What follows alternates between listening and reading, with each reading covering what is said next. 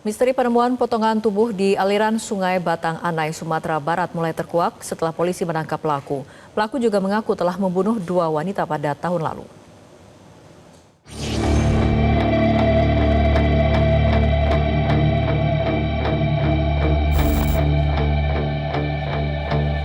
Misteri penemuan potongan tubuh di sepanjang aliran Sungai Batang Anai, Padang Pariaman, Sumatera Barat mulai terkuak. Identitas korban diketahui setelah pelaku pembunuhan disertai mutilasi ini ditangkap. Korban berinisial SA dibunuh Satria Johanda alias Wanda pada Minggu 15 Juni 2024 lalu dan mengaku sudah memutilasi menjadi 10 bagian. Saat ini, 5 potongan tubuh korban sudah ditemukan dan polisi masih mencari sisa potongan tubuh lainnya.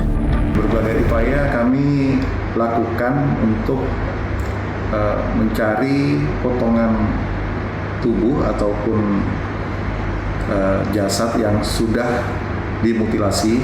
Dari 10 potongan, baru 4 yang sudah kami amankan. Kami melibatkan masyarakat sekitar sekaligus para babin dan masyarakat yang mengetahui secara langsung di jalur ataupun aliran Sungai Batang Anai. Dari pemeriksaan sementara, motif pelaku membunuh korban SA lantaran hutang piutang dan memutilasi untuk menghilangkan barang bukti. Motifnya adalah sakit hati karena ada pinjaman yang belum dibayarkan dari korban. Jadi korban pinjam uang kepada pelaku sejumlah 3.500 dan belum dibayarkan. Sehingga dilakukan penagihan. Tak hanya itu, dari pengakuannya pemuda 25 tahun ini juga sudah membunuh 2 teman wanitanya sekitar setahun yang lalu. Korban C dan A dibunuh dan ditimbun di dalam sumur tua. Polisi masih mendalami motif pelaku membunuh korban C dan korban A. Kedua jasad korban yang ditimbun di sumur tua tersebut juga sudah dievakuasi ke RS Bayangkara untuk diotopsi dan untuk proses penyelidikan lebih lanjut. Dari Padang Pariaman, Sumatera Barat, Endi Oktaria, Metro TV. Akibat utang piutang, seorang pemuda di Padang Pariaman tega membunuh dan memutilasi temannya. Tidak hanya satu tahun sebelumnya, pelaku juga membunuh 2 teman wanitanya. Dan untuk membahasnya telah bergabung bersama kami kriminolog Profesor Adrianus Meliala. Selamat malam, Prof. Adrianus Meliala. Selamat malam, Mbak. Oke, Prof, kalau kita lihat pelaku ini mengaku membunuh korban SA karena utang piutang dan memutilasi untuk menghilangkan barang bukti. Bagaimana analisis Anda soal pengakuan dari pelaku? Sampai di situ masih wajar, dalam arti bahwa masih cocok dengan pola pelaku-pelaku mutilasi lainnya, yakni bahwa motifnya bisa macam-macam, bisa sakit hati, cinta, ekonomi, gitu ya. Itu semua bisa menjadi alasan dalam motif ya, dalam rangka terjadinya mutilasi. Lalu kemudian mutilasi juga dilakukan dalam rangka menghilangkan barang bukti, menghilangkan korban, agar kemudian yang bersangkutan atau sang pelaku tidak lari. Jadi ketika seseorang melakukan suatu tindakan pidana ya, khususnya pembunuhan, maka pada dirinya terdapat 2 opsi kan. Dia lari atau dia tidak lari, tapi kemudian barang bukti yang kemudian dirusak ya. Dirusak atau dihilangkan agar kemudian tidak ada kaitan antara barang bukti dengan dirinya. Nah, si pelaku memilih di mana dia tidak mau lari, dia tetap bersikap sebagaimana orang biasa. Untuk itu maka korban itu kemudian dihilangkan melalui mutilasi. Sampai situ oke. Nah, yang kemudian baru Mbak Fitri adalah bahwa pelakunya ini melakukan beberapa kali. Jadi dalam hal ini tidak terlalu biasa ya, ada pelaku mutilasi yang melakukan kejahatannya dengan modus yang sama beberapa kali, sebagaimana pada kasus ini. Demikian. Oke, tapi sebelum kita membahas mengenai 2 korban lainnya, Prof, ini kan bukan pembunuhan yang biasa, artinya pembunuhannya ada faktor sadis seperti apa? Apakah kemudian faktor-faktor seperti utang piutang untuk menghilangkan barang bukti memang bisa menjadi pemicu melakukan aksi keji seperti itu? Ya, saya hanya bersandar dari pengalaman selama ini, Indonesia sudah pernah mengenal kasus seperti ini sejak 30 tahun lalu tuh ya. Ada aja ya, memang tidak pernah banyak ya, namun ada saja dari tahun ke tahun kasus-kasus seperti ini. Maka memang berdasarkan pola yang ada, motif ekonomi juga bisa menjadi motif dalam rangka melakukan mutilasi. Jadi pertama-tama sebetulnya bukan mutilasi, tapi membunuh dulu. Jadi si pelaku membunuh agar kemudian korban tidak rame-rame, tidak teriak-teriak soal utangnya, ya.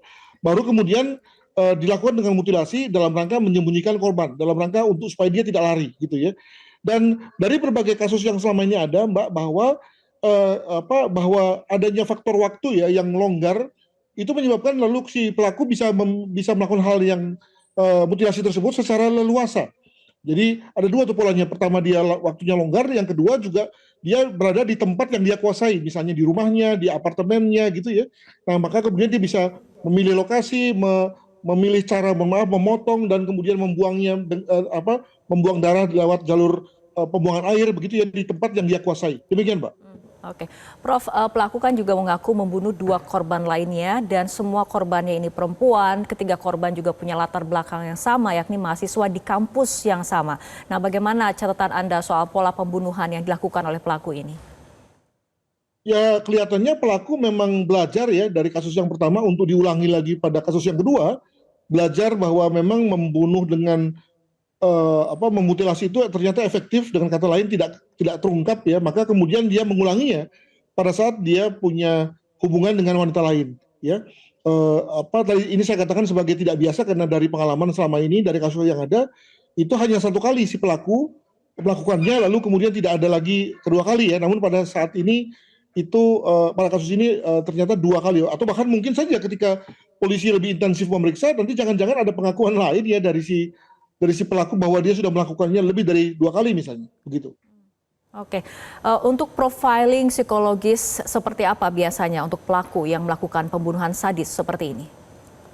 Wah, ini pertanyaan serem ini, karena dari berbagai data yang ada ketika kita ekstrak ya menjadi satu profiling psikologis, di mana kemudian juga ada faktor sosiologis di dalamnya, ada juga konteks demografi di dalamnya, maka saya bisa tarik kesimpulan kalau untuk Indonesia ya itu rata-rata pelakunya adalah orang yang sebetulnya memiliki kecerdasan cukup ya, sehingga kemudian dia tahu bahwa dia punya 2 opsi antara lari atau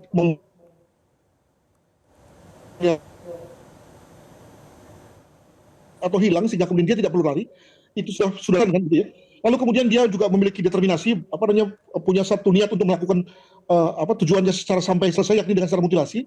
Hampir semua tidak ada kaitannya dengan profesi-profesi yang membutuhkan, mohon maaf, potong-memotong gitu ya. Dengan kata lain baru pada saat itulah dia mengadakan pemotongan ya langsung pada tubuh manusia pula gitu ya.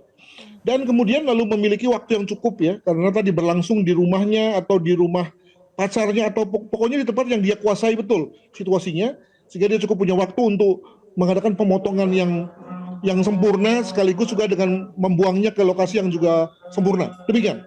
Oke, baik Profesor Adrianus Meliala, terima kasih telah bergabung bersama kami dalam Prime Time News untuk malam hari ini. Jelajahi cara baru mendapatkan informasi. Download Metro TV Extend sekarang.